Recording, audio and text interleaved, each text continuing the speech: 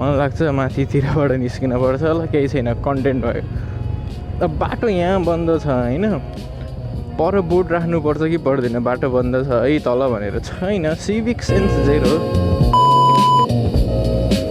नेपालीहरू पछि पर्ने भनेकै यस्तै कुराहरूले गर्दा हो साथीहरू। किन पर्यो?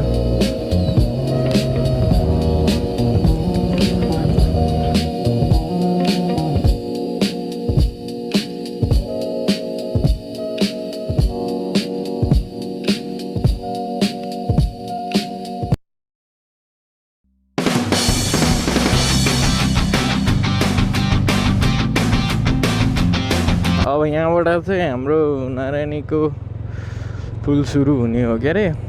अब नयाँ पुल बन्दैछ, हेरौँ पुल भनेपछि सिग्नेचर पुल हेर्न पाइन्छ कि पाइँदैन खै।